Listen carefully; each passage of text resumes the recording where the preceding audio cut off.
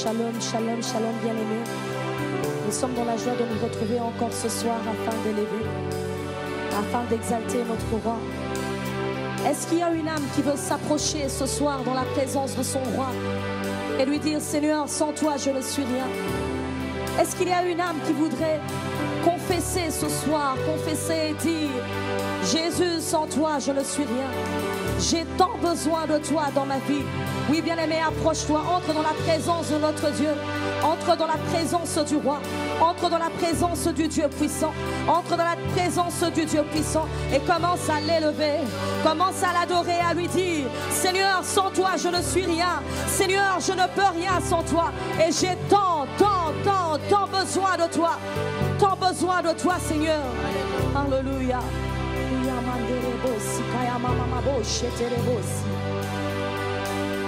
C'est air que je respire,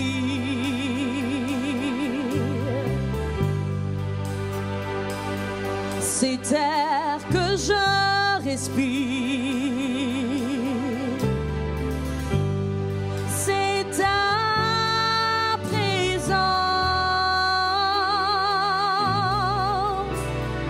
qui vit en moi.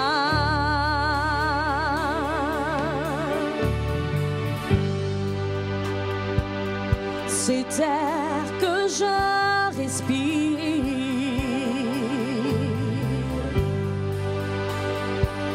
c'est air que je respire, c'est ta présence qui vit en moi. Ce pain jour après jour, ce pain jour après jour, ce pain jour après jour, ce pain jour après jour. Oui, c'est ta parole,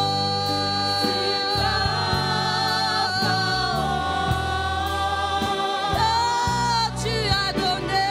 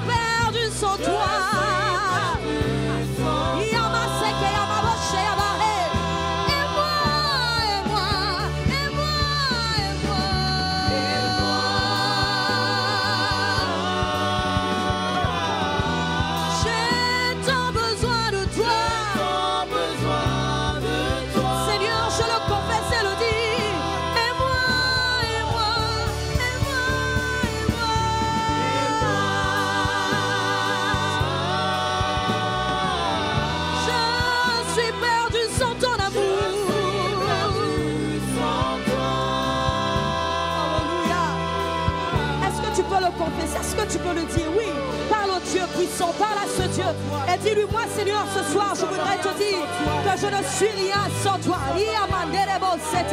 Ce soir je voudrais le confesser et le dire: Seigneur, c'est ton amour qui me tient debout ce soir, c'est par ton amour que je vis, Seigneur. Je voudrais le confesser et le dire qu'il n'y a que toi, Jésus, qu'il n'y a que toi, Seigneur, qu'il n'y a que toi dans ma vie. C'est toi, Jésus, toi qui me donnes, Yahweh, le souffle de vie, Seigneur. Ce soir, je voudrais dire: aime-moi, aime-moi, aime-moi, aime-moi,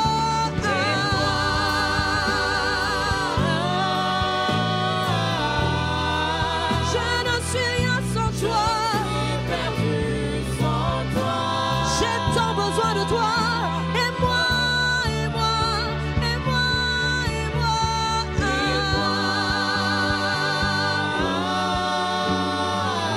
Je suis perdu.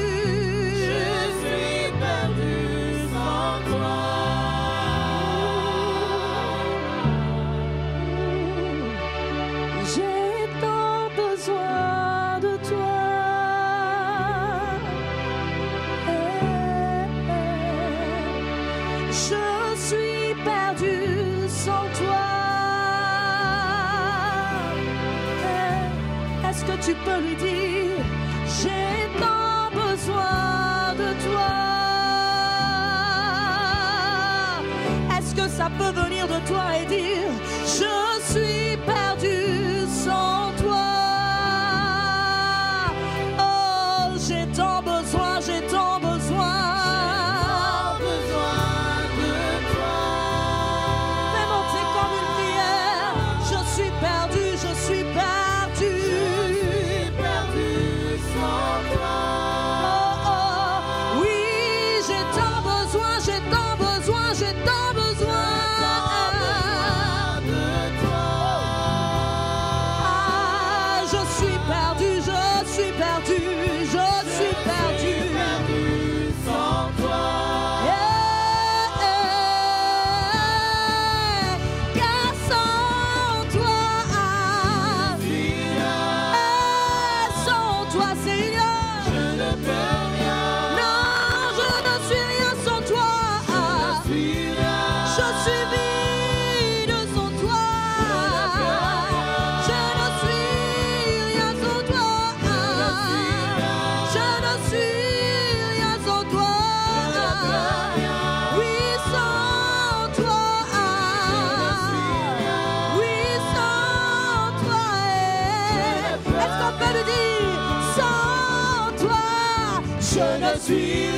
Je ne suis rien, je ne peux rien, je ne peux rien. Je ne suis rien, je ne suis rien, je ne suis rien, je ne peux rien, je ne sans toi Jésus. Je ne suis rien, je ne sans toi Jésus. Je ne peux rien, je ne sans toi Jésus. Je ne suis rien, je ne sans toi Jésus.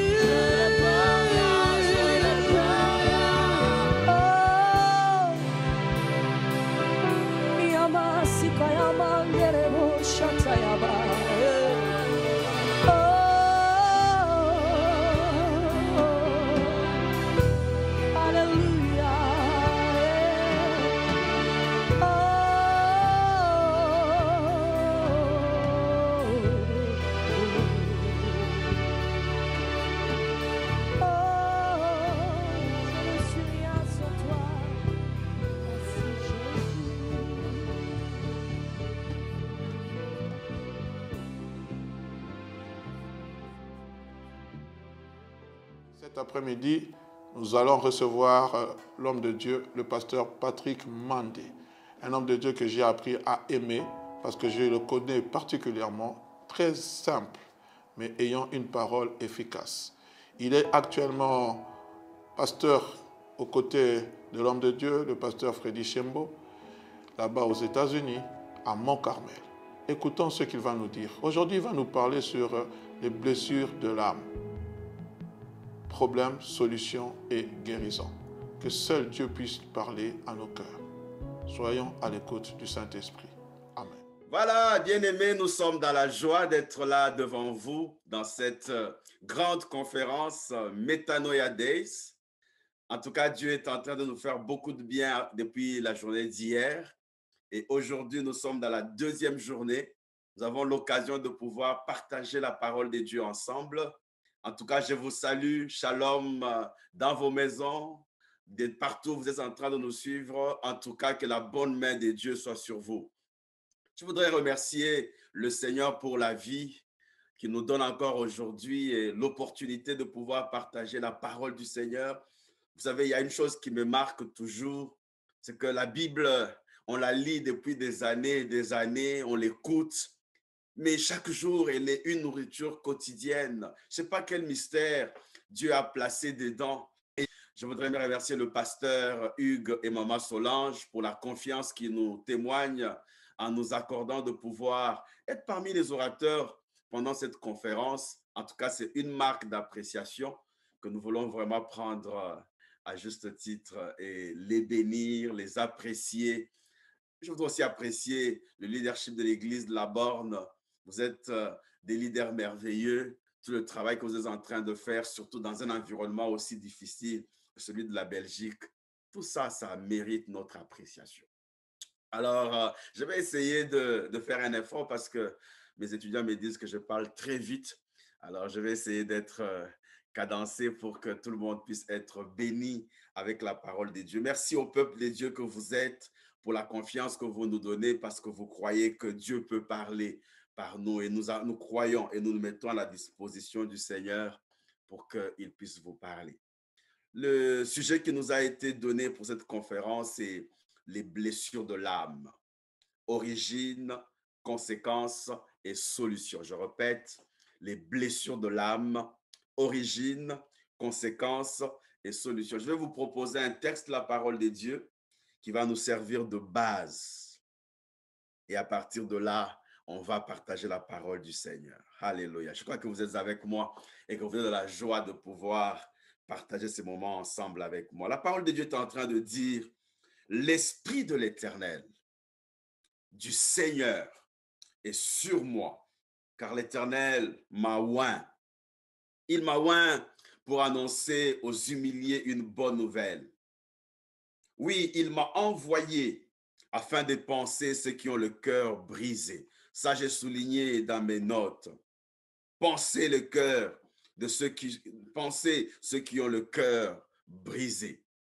D'annoncer aux captifs leur délivrance et à ceux qui sont prisonniers leur mise en liberté. Oh, quelle parole merveilleuse! Elle n'est pas simplement une parole merveilleuse, mais elle est aussi une parole puissante. Une parole de bonne nouvelle que Dieu est en train de nous adresser, nous en tant que son peuple, par la bouche du prophète Ésaïe. Et regardez bien ce qu'il est en train de dire, l'Esprit de l'Éternel est sur moi.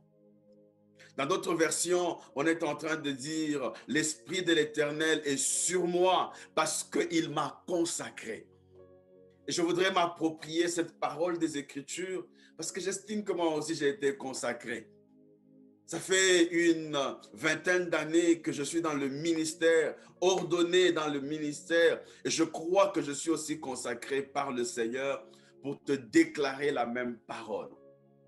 Et puisque j'en ai la confiance et j'en ai la foi, je voudrais déclarer cette parole en disant, en me l'appropriant, pour toi, bien-aimé qui m'écoute, l'Esprit de l'Éternel, l'Esprit du Seigneur est sur moi, car Dieu m'a oint. Il m'a consacré par l'onction. Il m'a consacré par l'onction afin de t'annoncer à toi qui m'écoutes une bonne nouvelle. Afin de dire à celui qui m'écoute cet avant-midi, je vais dire cet après-midi, parce que nous avons un décalage horaire, celui qui m'a oint et m'a envoyé afin de penser ceux qui ont le cœur brisé. Alléluia. En déclarant cet oracle du Seigneur, je suis en train de déclarer une bonne nouvelle. Quelle est la bonne nouvelle? La bonne nouvelle, c'est que les blessures, les cœurs brisés peuvent être guéris, les blessures peuvent être pansées, les hommes et les femmes peuvent vivre dans la liberté et que les choses qui nous ont fait mal dans notre âme peuvent avoir une fin. Alléluia. Et j'ai la joie de le dire parce que lorsque le Seigneur Jésus reprend le même texte dans Luc chapitre 4, la Bible dit qu'il a déroulé le rouleau. Il a trouvé ce texte de la parole de Dieu et il a déclaré, l'Esprit de l'Éternel est sur moi, il m'a oint. Et à la fin, il dit quoi? Cette parole des Écritures s'accomplit aujourd'hui. Moi aussi, je suis là devant vous, peuple de Dieu, oint du Saint-Esprit de Dieu, pour pouvoir annoncer que cette parole des Écritures est en train de s'accomplir maintenant là. Dans ta vie à toi, je ne parle pas de la vie du voisin, mais je parle de ta vie, je parle de ma vie et je dis que cette parole des Écritures est en train de s'accomplir maintenant. Quelle est la parole des Écritures qui s'accomplit maintenant? La parole des Écritures qui s'accomplit maintenant, elle est en train de nous dire l'Esprit de l'Éternel, l'Esprit du Seigneur, la puissance de Dieu est sur nous. Elle est sur moi, car l'Éternel m'a oint, car l'Éternel m'a consacré, car l'Éternel m'a mis à part pour dire aux humiliés, aux malheureux, il y a une bonne nouvelle pour vous. pour dire à ceux qui ont le cœur brisé, il y a une bonne nouvelle pour vous. Et la bonne nouvelle pour vous, c'est que les blessures peuvent être pansées. Oh, gloire à Dieu. Vous et moi, nous savons que même sur le plan physique, la blessure, elle nous fait des mauvais tours. Lorsque vous êtes blessé, le confort s'arrête. Lorsque vous êtes blessé, la démarche change. Lorsque vous êtes blessé, la blessure est en train d'entamer votre quiétude. Elle entame votre aisance. Parce que la blessure, ça fait mal. Je suis content de parler avec vous qui êtes en Belgique. Et je sais bien que parmi vous, certains aiment l'équipe nationale belge. Et dans l'équipe nationale belge, il y a cette star du football que nous appelons Eden Hazard. Ça fait 2 ans qu'il est maintenant au Real de Madrid, après avoir eu une carrière fructueuse chez Chelsea. Mais pendant ces 2 dernières années, sa carrière est polluée. Pourquoi? À cause des blessures répétitives. Bon, vous allez me dire comment le pasteur connaît aussi le foot. C'est parce que nous sommes aussi dans le même monde que vous. Et des fois, de temps en temps, on s'informe. Donc, c'est pour dire que la blessure, elle fait mal. Elle est nocive. Elle arrête le cours régulier de choses. Elle arrête l'aisance dans laquelle nous étions. Si la blessure physique peut faire autant de mal, que dire d'une blessure de l'âme? Que dire d'une blessure de l'âme? Et ma joie cet après-midi, c'est de dire, il y a une bonne nouvelle. Il y a une grâce que Dieu nous communique à travers la personne de Jésus. Et cette bonne nouvelle que Jésus est en train de nous communiquer, c'est que les cœurs brisés peuvent être guéris. C'est que les cœurs brisés peuvent être pansés. C'est que les cœurs brisés peuvent avoir un nouveau départ. Je suis en train de l'annoncer et de le déclarer fort avec assurance. Les blessures vont être cicatrisées par la puissance du Saint-Esprit. Pas demain, mais aujourd'hui.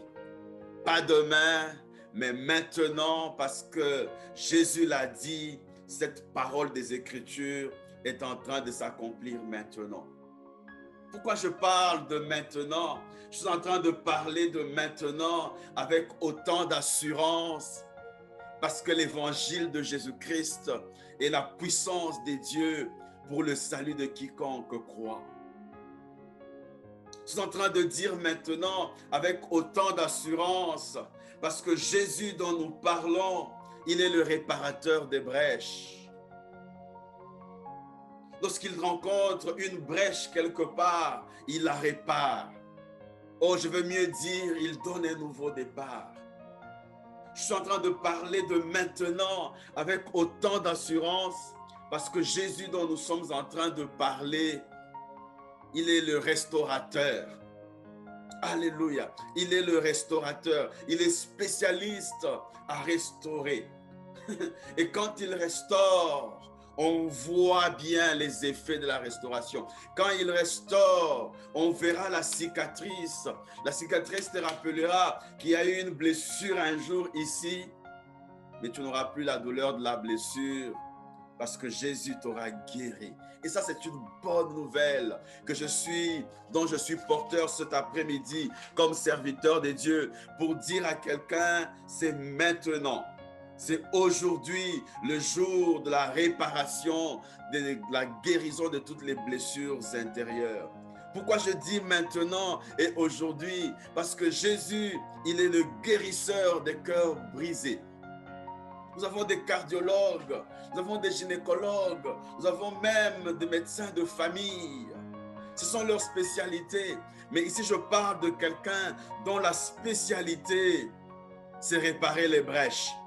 Je parle de quelqu'un ici dont la spécialité, c'est guérir les cœurs brisés. Oh, je parle de quelqu'un dont la spécialité, c'est panser les cœurs brisés. Je suis en train de parler de quelqu'un dont la spécialité, c'est la restauration. Et Jésus, quand il restaure, c'est beau, c'est parfait, c'est excellent et il fait du bien à l'âme. Donc, je voudrais dire cet après-midi, l'Esprit du Seigneur est sur moi. Je veux dire cet après-midi avec le prophète, l'Esprit du Seigneur est sur moi. Il m'a oint pour annoncer une bonne nouvelle aux malheureux. Il m'a oint pour déclarer à ceux qui ont le cœur brisé que leurs cœurs brisés sont guéris cet après-midi. Il m'a oint et je peux le dire avec assurance, cette parole des Écritures est en train de s'accomplir maintenant, aujourd'hui, maintenant, pendant que nous sommes en train de parler, l'onction de l'Esprit de Dieu est en train d'affecter nos vies. Si tu le crois avec moi, tu dis un grand amen. Comme moi-même, je suis en train de dire maintenant là, un grand amen à la parole du Seigneur qui nous touche cet après-midi. Alléluia. Est-ce qu'on peut dire merci à Dieu? Alors, nous voulons nous poser 4 questions auxquelles on va essayer de répondre pendant ce partage. La première question que nous voulons nous poser, c'est quoi les blessures de l'âme? C'est quoi les blessures de l'âme dont nous parlons, dont il est question dans cet enseignement? C'est quoi les blessures de l'âme? Deuxième question à laquelle nous voulons répondre, c'est quelles sont les origines des blessures de l'âme? Quelles sont les causes des blessures de l'âme? D'où est-ce qu'elles viennent? Troisième question à laquelle nous allons répondre, c'est quelles sont les conséquences des blessures de l'âme? Quelles en sont les conséquences? Et la dernière, que vous allez vraiment voir, que bien que nous allons y répondre de manière explicite à un moment bien déterminé, mais tout au long de notre message, nous serons en train de répondre d'une manière ou d'une autre à la dernière question qui est, quelle solution pour les blessures de l'âme? Moi, j'aime bien les solutions parce que je crois que les solutions nous rendent la vie belle. Et bien sûr, pour qu'il y ait des solutions, il faut qu'au préalable, il y ait des problèmes. Et nous bénissons le Seigneur de ce qu'il a les solutions à tous les problèmes que nous pouvons avoir. Alors, allons-y en essayant de répondre à la première question. C'est quoi les blessures de l'âme? C'est quoi les blessures de l'âme? À quoi sommes-nous en train de penser lorsque nous parlons des blessures de l'âme? Les blessures de l'âme sont aussi appelées les blessures intérieures. Parfois, dans les textes de la Bible, comme dans celui que nous avons lu, on parle des cœurs brisés. En fait, les cœurs brisés sont des cœurs qui sont en train de subir les blessures de l'âme. Lorsque nous parlons des blessures de l'âme, une personne blessée dans son âme est une personne qui est affectée négativement dans son âme. Elle peut être physiquement debout, elle nous sourit matin, midi et soir, mais dans son cœur, elle est rongée. Dans son âme, dans son fort intérieur, elle est rongée, elle a mal. Son âme est en train de saigner. Saigner parce qu'il y a eu quelque chose qui est venu détruire sa quiétude. Comme nous le verrons avec les causes, nous allons davantage avoir plus de lumière. Quand nous parlons de blessures de l'âme, nous sommes en train de signifier que l'être humain que nous sommes 3 en 1. Nous sommes tripartites. Quand je dis 3 en 1 ou tripartite, je veux dire que nous avons un esprit, ou d'autres disent, l'être humain est un esprit qui a une âme et qui habite un corps. Si vous ne voulez pas qu'on le dise de cette manière-là, on dira que en tant qu'être humain, nous avons un esprit, nous avons une âme et nous avons un corps. C'est notre esprit qui est en communion avec Dieu. C'est notre esprit qui est régénéré lorsque nous connaissons la nouvelle naissance. C'est notre esprit qui adore le Seigneur. Voilà pourquoi la Bible déclare que l'heure vient où les vrais adorateurs adoreront le Père en esprit et en vérité. Ce sont les adorateurs que le Père cherche parce qu'ils sont transformés, régénérés dans leur esprit par la puissance du Saint-Esprit. Ils marchent par l'esprit. Ils sont des hommes et des femmes spirituels parce que leur esprit a été connecté et ils demeurent connectés au Seigneur. Cet après-midi, si tu n'as pas encore donné ta vie à Jésus comme ton Seigneur et ton Sauveur personnel et que ta vie n'a pas encore connu la nouvelle naissance, la bonne nouvelle, c'est que Jésus sauve encore aujourd'hui. Il peut te sauver maintenant là et tu vas être une nouvelle créature. Donc tu as un esprit, ou d'autres disent tu es un esprit, mais tu as aussi une âme. L'âme est le siège des émotions. L'âme est le siège de la pensée. C'est dans l'âme que nous ressentons la joie. C'est dans l'âme que nous ressentons la quiétude, que nous avons des sentiments. C'est dans l'âme que sont nos motivations. C'est dans l'âme que sont les sièges des émotions, des pensées qui nous envahissent. Mais en plus de l'esprit, de l'âme et de l'âme, nous avons un corps. Le corps, c'est cette enveloppe extérieure, matérielle que nous touchons, qui est en contact avec le monde matériel. Le corps nous permet de pouvoir communier avec la nature, communier avec nos frères et sœurs, reconnaître nos frères et sœurs. Mais nous voulons ici nous focaliser de manière particulière sur l'âme et parler des blessures de l'âme, des blessures intérieures et beaucoup plus insister sur le fait que Jésus a la puissance de pouvoir guérir les blessures intérieures. La Bible est en train de nous évoquer quelques cas de personnes qui ont été blessées dans leur âme. Le premier exemple que nous avons, c'est l'exemple de notre patriarche Jacob. Lorsqu'on lui apprend que Joseph, son fils, venait de mourir, Genèse chapitre 37, versets 34 à 35, est en train de nous rapporter comment son âme a été meurtrie, comment son âme a été blessée. Malgré les consolations, il déclare qu'il est blessé. Il déclare qu'il va rester dans le deuil. Je vais lire la parole de Dieu ensemble avec vous. Genèse chapitre 37, versets 34 à 35. Genèse 37, 34 à 35. La Bible déclare, alors il déchira ses vêtements et mit un tissu de sac sur ses reins. J'ai souligné ça. Il porta longtemps le deuil de son fils. Suivez ce qui suit par la suite. La Bible est en train de dire, tous ses fils et toutes ses filles vinrent pour le consoler. On vient pour le consoler, mais regardez ce qui se passe. Mais il refusa toute consolation et il dit non, c'est dans le deuil que je rejoindrai mon fils au séjour des morts. Et il continua à pleurer Joseph. Jacob était tellement affecté dans son âme, tellement meurtri dans son âme, que les consolations autour de lui n'ont pas eu des effets. C'est comme qui dirait, on était en train de jeter de l'eau sur un canard. Vous voyez, quand on jette de l'eau sur le canard se relève, il fait un petit mouvement et comme ça, il shake un peu, il bouge pour pouvoir dire quoi? Waya, c'est sans effet. Donc malgré qu'on l'a consolé, c'était comme de l'eau qu'on a versée sur le canard et cette eau-là s'est répandue parce qu'il était imperméable à la consolation, parce que son âme était dans la douleur. Une telle douleur que dans Genèse chapitre 42, verset 38, des années plus tard, lorsqu'on vient vers lui pour pouvoir lui annoncer que la nouvelle qu'on avait dite en disant que Joseph était mort, elle n'était pas vraie.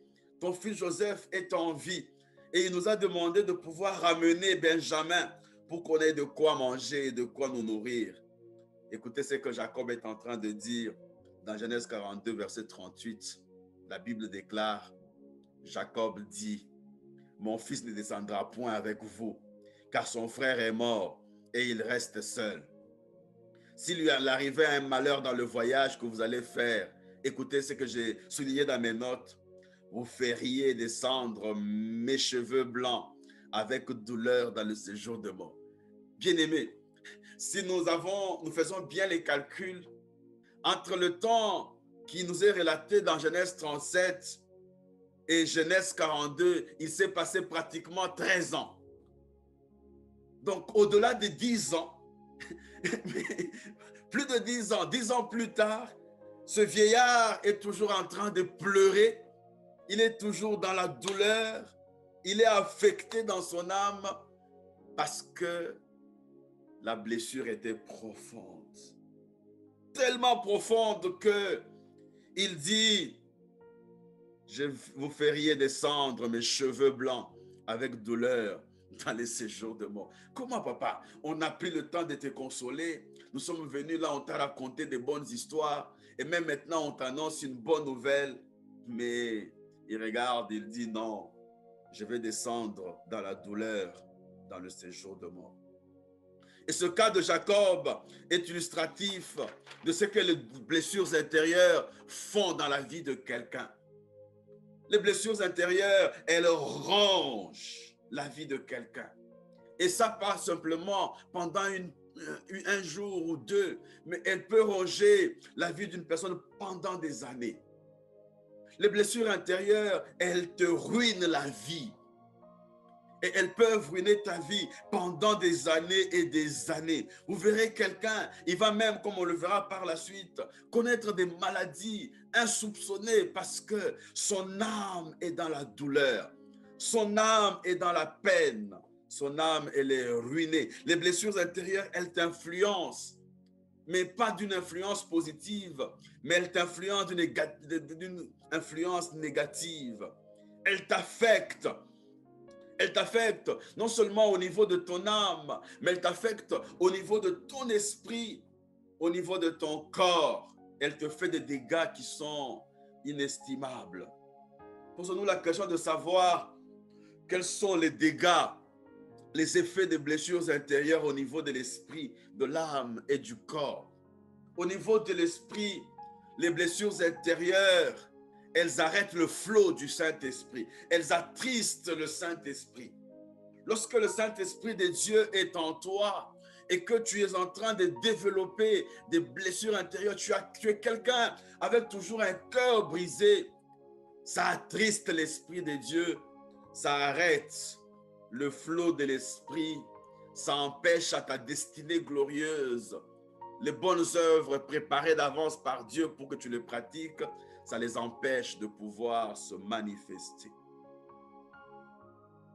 Non seulement les blessures intérieures arrêtent le flot de l'esprit, elles attristent l'esprit du Seigneur, mais les blessures intérieures sont aussi une porte d'entrée des démons. Et c'est logique, parce que quand les blessures intérieures sont développées dans ta vie et dans ton cœur, et qu'elles arrêtent le flot de l'esprit, le monde de l'esprit n'aime pas le vide. Quand il y a un vide, c'est le diable qui en profite pour pouvoir venir prendre le dessus sur toi. Ah, cet après-midi, nous voulons dire, fini ces choses. Nous voulons être un peuple rempli du Saint-Esprit de Dieu. Un peuple de paix, un peuple en paix. Je déclare encore, un peuple de paix, un peuple en paix. J'ai particulièrement vécu l'histoire d'un homme qui avait été blessé dans son âme lorsqu'il avait encore 2 ans. Et il a vécu ça, quand je le rencontre, il avait plus de 35 ans. Mais alors qu'il avait 2 ans, ses parents ont divorcé. Et le divorce de ses parents l'ont tellement affecté que quand je le rencontre à plus de 35 ans, il était un homme aigri, renfermé sur lui-même. Il était un homme qui vivait dans la solitude. Une telle solitude que c'était vraiment bizarre. On s'est retrouvé 2 fois dans la fête. Tout le monde est en train de rire, sauf lui. Il est comme dans son propre monde, blessé en lui-même, en train de ressasser des choses dans son cœur. Ça lui a fait tellement mal que ce qui est flagrant, c'est que le jour de son mariage, il n'avait même pas d'amis. Même pas de personnes pour l'accompagner. Il était seul, au vrai sens du terme. Il faisait pitié, Tout le monde autour de lui comme moi, j'avais pitié pour lui, mais il était le seul à ne pas avoir pitié de lui-même. Il n'en avait même pas conscience, tellement blessé dans son fort intérieur que même en présence de sa femme, il se sentait toujours seul. Tellement seul qu'il lui a même proposé d'aller habiter loin, très loin, dans un endroit seul. Parce que son âme était blessée. Les blessures intérieures et nous jouent des tours tels que nous devenons méfiants de tout le monde. Nous ne faisons plus confiance à personne. Nous sommes renfermés sur nous-mêmes. Nous amplifions des choses que autrement n'aurions pas amplifiées parce que nous sommes blessés, blessés à l'intérieur. Au niveau du corps, les blessures intérieures ont des effets aussi négatifs. Vous allez rencontrer des personnes qui ont des hypertensions.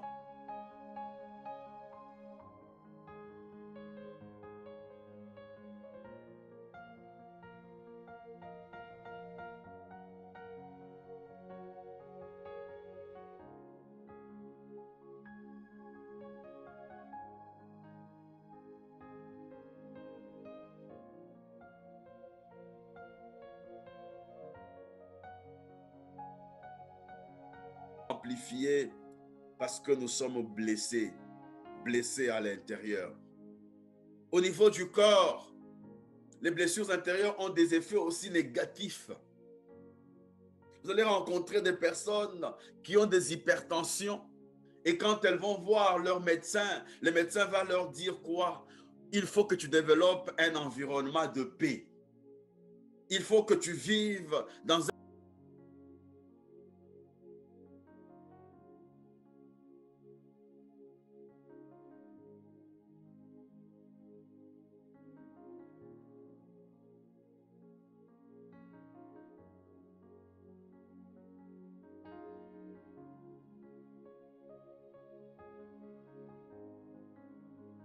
un milieu où ton âme est moins blessée. Parce que quand tu vis dans un environnement où il y a, ton âme est blessée, elle est choquée, l'hypertension est favorisée. Bien-aimés dans le Seigneur, les blessures intérieures, lorsqu'on n'en est pas guéri, elles nous pourrissent la vie. Elles nous jouent des mauvais tours. Une personne blessée, elle a tendance à blesser aussi. Et pire encore, elle a tendance à blesser plus qu'elle n'a été blessée. C'est sa réaction naturelle. Une personne blessée dans son âme, elle est souvent sur la défensive. Même quand on ne parle pas d'elle, elle pense qu'on est en train de parler d'elle. Elle croit qu'on parle d'elle, même si c'est la tête de la personne qui est en train de parler, elle ne fait même pas allusion à lui. Elle est susceptible. Parce que son âme est affectée. Une personne blessée dans son âme, elle a une injure facile. Facile. Quelque chose qui est petite, elle va l'amplifier. Là où il y a un petit feu, pour elle, ça va devenir un incendie.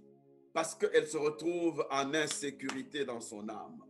Elle amplifie une petite chose que facilement, quelqu'un qui n'est pas blessé ne serait pas prêt à pouvoir amplifier.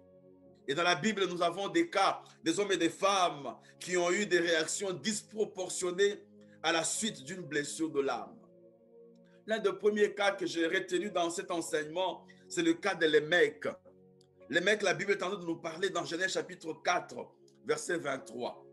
Genèse chapitre 4, verset 23. La Bible est en train de dire, Lémec dit à ses femmes, Ada et Tsila, écoutez-moi bien, femme de Lémec, et prêtez l'oreille à ce que je dis. Qu'est-ce que je dis, moi, Lémec? Ah, c'est pas moi, je ne veux pas être comme lui.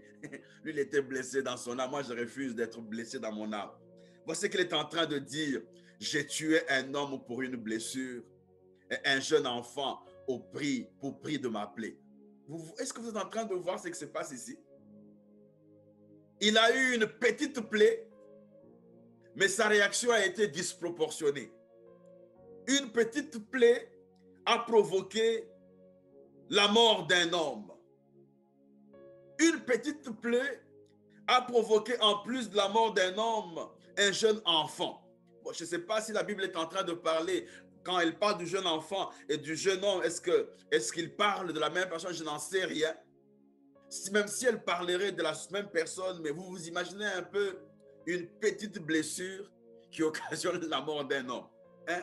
C'est comme je suis là avec notre frère Tony. Il m'a fait un petit mal, mais moi je l'ai tué. C'est ce que nous vivons dans nos sociétés. Quelqu'un, il t'a fait un petit mal, on l'empoisonne demain. Parce que l'âme a été blessée et elle a une réaction disproportionnée. Deuxième cas dans la Bible, c'est le cas d'Absalom. Absalom a vécu un cas tel que son demi-frère Amnon est tombé amoureux de sa sœur Tamar. Ça, c'est 2 Samuel chapitre 13 qui nous raconte l'histoire. Amnon est tombé amoureux de Tamar. Au lieu de pouvoir l'épouser en bonne et due forme, il était tellement amoureux d'elle qu'il l'a violentée. Mais regardez ce qui se passe comme réaction au niveau d'Absalom. 2 Samuel chapitre 13, verset 28, la Bible déclare: Absalom donna des ordres à ses serviteurs en disant: quand vous verrez qu'Amnon sera égayé par le vin et que je vous dirai frappez Amnon, vous le tuerez. Oh! Vous le tuerez. Ne craignez rien, car c'est moi qui en prends la responsabilité. Regardez son exhortation. Il exhorte quelqu'un pour faire du mal. Ayez du courage et soyez forts. Vous vous imaginez un peu ce que cette blessure a fait à cette personne que nous avons appelée Absalom. Non seulement que Tamar est restée blessée dans son âme, mais ça a provoqué une vengeance de la part d'Absalom. Parce que quand quelqu'un est blessé dans son âme, il a des réactions disproportionnées. Troisième cas que nous avons dans la parole de Dieu, c'est la réaction des fils de Jacob. Lorsque Dina, leur sœur, a été violentée par Sichem. Par Sichem, oui. La Bible est en train de nous dire que Genèse chapitre 34, versets 25 à 27, le 3e jour, alors qu'ils étaient souffrants, 2 fils de Jacob, Siméon et Lévi, les frères de Dina, prirent chacun son épée et tombèrent sous la ville qui se croyait en sécurité. Ils tuèrent tous les hommes et les garçons. Ils tuèrent aussi Amor et son fils Sichem, reprirent Dina de la maison de Sichem et partirent. Vous imaginez un peu ça? Une réaction disproportionnée. Pourquoi? Parce qu'une personne blessée, elle a tendance à blesser davantage. Les blessures intérieures non guéries, elles sont un vrai poison pour la vie. Elles affectent profondément et négativement une vie. Elles la détruisent au sens littéral du terme. Elles sont néfastes. Elles sont un drame qui peut conduire à des conséquences incalculables. Et cet après-midi, nous sommes en train de dire, fini les blessures intérieures. Cet après-midi, nous sommes en train de dire, ce cycle s'arrête au nom de Jésus-Christ de Nazareth. Cet après-midi, nous sommes en train de dire, nous sommes des hommes de paix et nous sommes des hommes en paix. Nous sommes des femmes de paix, nous sommes des femmes en paix. Nous sommes en train de dire cet après-midi, nous sommes des jeunes gens et des jeunes filles de paix et en paix parce que l'Esprit du Seigneur est sur moi. Il m'a oint pour annoncer aux malheureux une bonne nouvelle. Il m'a envoyé pour penser ceux qui ont le cœur brisé. Il m'a envoyé pour dire que Jésus répare les brèches. Il m'a envoyé pour dire que Jésus, il est le restaurateur des cœurs brisés. Pour dire à quelqu'un qui m'entend, Jésus a la puissance de te donner un nouveau départ. Je le crois à ta place et je dis un grand Amen. Amen. Deuxième question à laquelle nous voulons répondre avec le temps qui nous reste, c'est quelles sont les origines et les causes des blessures de l'âme? Permettez-moi d'aller un peu plus rapide. Je sais d'ailleurs que je parle vite. Pardonnez-moi pour ça. Je crois que vous allez avoir l'occasion de réécouter le message comme il va être en live et sur notre site internet, sur notre YouTube et notre Facebook page. Ça va encore vous édifier, vous le prendrez à votre vitesse. Première cause des blessures de l'âme, c'est le rejet. Le rejet. Le rejet ou se sentir rejeté. Vivre en se sentant rejeté. Le rejet. Le rejet. Tu te sens rejeté lorsque tu te sens repoussé là où tu étais supposé être rapproché. Ton attente, c'était d'être rapproché, mais quand tu arrives là où tu pensais être rapproché, tu es rejeté. Et le rejet, nous le vivons partout. On le vit en famille, on le vit dans les universités, on le vit même dans les pays dans lesquels nous sommes en train de vivre. Peut-être à cause de la couleur de notre peau, peut-être à cause des choses que nous n'avons pas maîtrisées, peut-être même aussi à cause des préjugés des hommes et des femmes. Nous nous ressentons rejetés. Et souvent, le rejet, il vient par les paroles. Les paroles, elles sont un canal par lequel les rejets entrent. On nous fait sentir que nous ne sommes pas aimés. Nous ne sommes pas les bienvenus quelque part. Blessés par les paroles des parents. Les parents qui ont une préférence pour un des enfants plutôt qu'un autre et qui le font savoir. Et les enfants qui ne sentent pas cette affection, cette préférence-là, ils se retrouvent rejetés, ils se sentent rejetés.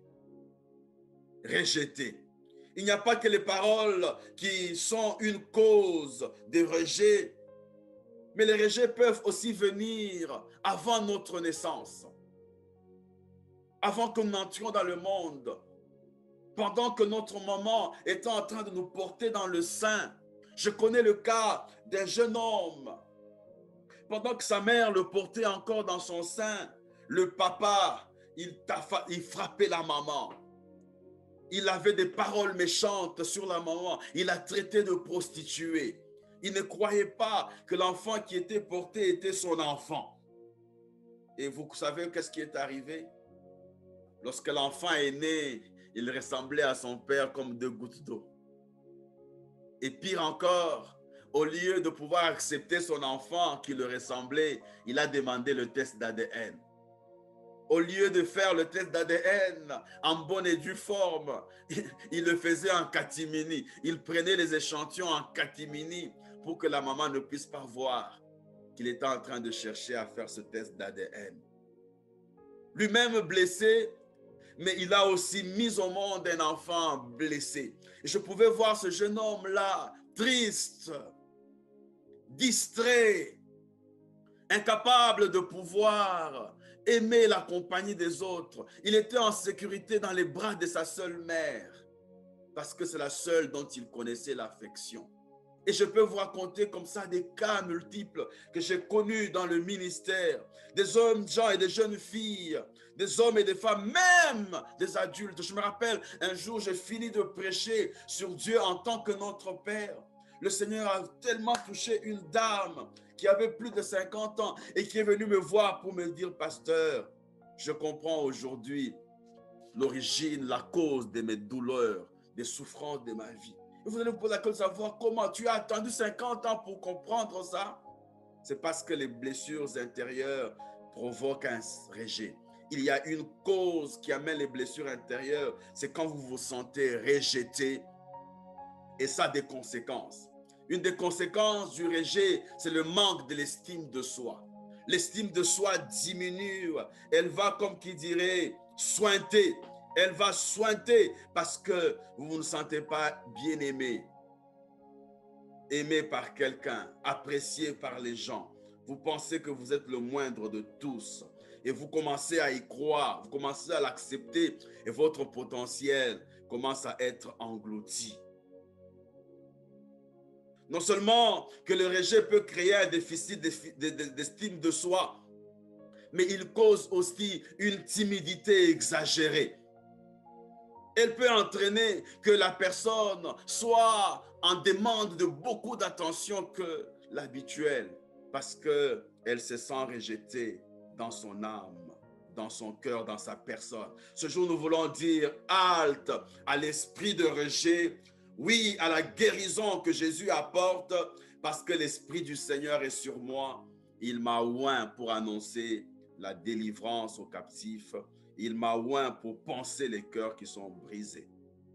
Deuxième cause, deuxième origine des blessures intérieures, c'est refuser de pratiquer le pardon et cultiver l'amertume. Je les ai mis ensemble faute de temps.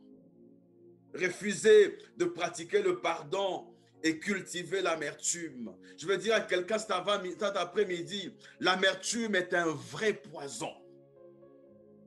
L'amertume vient du fait que on t'a fait du mal, tu commences à ressasser le mal dans ton cœur. On t'a fait du mal, tu commences à ruminer le mal. Et plus tu rumines le mal dans ton cœur, plus tu as mal et plus ton cœur devient brisé. La conséquence de l'amertume, c'est qu'elle conduit à la vengeance. Une personne amère, elle blesse. Je connais un homme qui a été affecté, malgré qu'il est serviteur de Dieu. Le jour où il a mal et qu'il sort une parole de sa bouche, tu te demandes, mais ça vient d'où cette parole?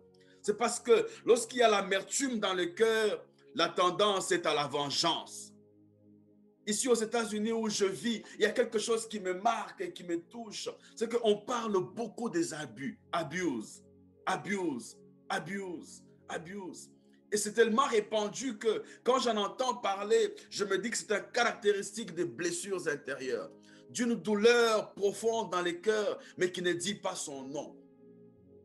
Vous allez remarquer dans la société américaine que quand quelqu'un commence l'ascension vers le haut, il peut être dans la carrière politique, dans le business, ou même dans le ministère. Lorsqu'il son ascension commence à aller vers le haut, il va y avoir une dame qui va sortir, je ne sais d'où, et elle va dire, il m'avait abusé quand nous étions encore des enfants, quand nous étions encore plus jeunes, au collège, à l'université, il avait abusé de moi. Et vous vous demandez, mais d'où vient cette histoire?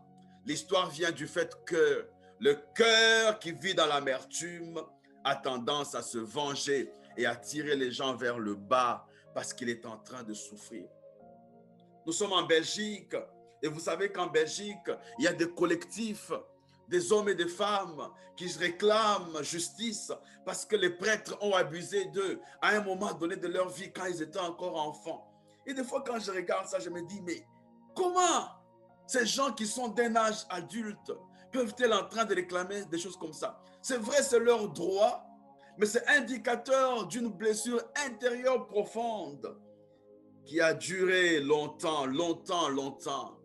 Et douloureux que cela puisse paraître, ça ne se passe pas que dans notre société, ça se passe aussi à l'église. Combien de hommes et de femmes brisés à l'église? Des jeunes filles, des mamans, des jeunes gens qui ont été blessés parce que les pasteurs ont abusé d'eux. Tu as aidé un frère à l'église parce qu'il était dans le besoin, mais il a transformé le bien en un mal et tu deviens amer dans ton cœur. Cet après-midi, nous disons non, ces choses-là sont finies au nom de Jésus-Christ de Nazareth. L'amertume est tellement une mauvaise chose qu'Hébreux chapitre 12 verset 15 est en train de dire « Veillez à ce que personne ne passe à côté de la grâce de Dieu, qu'aucune racine d'amertume ne pousse dans vos cœurs et ne cause du trouble en empoisonnant plusieurs d'entre vous. » La caractéristique de l'amertume, c'est qu'elle empoisonne. Et la Bible nous dit « Veillez à ce qu'il n'y ait aucune racine d'amertume qui pousse des rejetons au milieu de vous. » Et pour que nous n'ayons pas des racines d'amertume, il y a un secret, c'est le pardon. Pratiquez le pardon. Acceptez de pardonner, même quand tu ne m'as pas demandé pardon. Tu n'as pas besoin de me demander pardon pour que je te pardonne. Je te pardonne quand je me suis rendu compte que tu as mal fait. La Bible est en train de dire, pardonne-nous nos offenses, comme nous pardonnons à ceux qui nous ont offensés. Si vous ne pardonnez pas aux hommes leurs offenses, votre Père ne vous pardonnera plus, ne vous pardonnera pas non plus. Cet après-midi, je suis en train de répéter, Le pardon est une puissance qui libère. Le pardon nous libère de l'amertume. Il doit être un style de vie. Le pardon nous rend frais. Le pardon nous rend libres. Le pardon fait de nous des hommes de paix et des hommes en paix. Ma sœur et mon frère, si tu n'acceptes pas de pardonner, c'est toi qui souffres. C'est toi qui es en prison. Tu te mets dans une prison alors que la personne que tu n'acceptes pas de pardonner est libre, en train de vivre sa vie. Cet après-midi, nous disons non. Non à l'amertume. Oui au pardon. Je vais être quelqu'un qui vit le pardon comme un style de vie. Personnellement, j'ai refusé d'avoir un cœur amer. J'ai refusé. J'ai refusé ces choses-là. Que ma femme me dit, tu es difficilement perturbable dans ta paix. Quand quelqu'un te fait du mal, tu laisses passer facilement. J'ai choisi de laisser passer facilement parce que l'amertume vous joue des mauvais tours. Elle arrête le flot de l'esprit, elle vous bousille la vie, elle la rend invivable. Troisième cause, origine des blessures intérieures, ce sont les secrets cachés non révélés. Il y a des gens qui vivent avec des secrets dans leur cœur. Ils sont les seuls à les connaître. Ils refusent d'en parler. Et ça les ronge. Ça les ronge. Ils pensent que si j'en parle, je vais être couvert de honte. Ils pensent que je suis tellement à un lieu élevé. Les gens ont tellement d'estime pour moi que je ne veux pas le révéler. Les secrets cachés et non révélés, elles font souffrir beaucoup de vies, surtout les dames. Surtout les femmes. J'ai connu des cas dans lesquels vous préparez les gens au mariage. La jeune fille te dit, le jour des noces, je vais prendre du vin. Je vais m'enivrer le jour de vin. Et pourquoi elle dit ça? C'est parce que elle pense à ce jeune homme-là à qui elle avait donné son amour dans sa jeunesse, qui lui a fait du mal. Et elle croit que tous les jeunes gens sont comme ce jeune homme-là. Elle repousse le mari qui va l'épouser, qui est l'innocent, Demowei, comme on dit en lingala. Et elle va vouloir prendre du vin. Et je lui dis, mais ça ne sert à rien, ma soeur, de prendre le vin. Ça ne sert à rien de ressasser les choses qui t'ont fait du mal, les secrets que tu as cachés dans ton cœur. La solution, c'est que tu laisses Jésus te guérir. Faute de temps, je vous épargne de la quatrième cause que j'ai retenue dans mes notes. Je vais aller rapidement, très rapidement. Pendant les 5 prochaines minutes, je vais arrêter. Très rapidement, quelles sont les solutions aux blessures de l'âme? Et j'aime bien les solutions. Première solution pour les blessures de l'âme, c'est accepte Jésus-Christ comme Seigneur et Sauveur personnel. Accepte Jésus-Christ comme Seigneur et Sauveur personnel. En donnant ta vie à Jésus, en l'acceptant comme ton Seigneur et ton Sauveur personnel, il va faire de toi une nouvelle créature. Il va te donner le pouvoir de triompher des blessures intérieures. Il va être autour de toi ce bouclier qui va te protéger contre les traits enflammés qui viendraient pour pouvoir te blesser. Jésus, il nous dit dans sa parole, vous connaîtrez la vérité et la vérité vous rendra la liberté. C'est la présence de Jésus dans la vie d'une personne qui donne à cette personne le pouvoir de pouvoir résister, d'être en paix, de suivre les instructions du Seigneur. Et quand tu suis les instructions de Dieu, elles te protègent.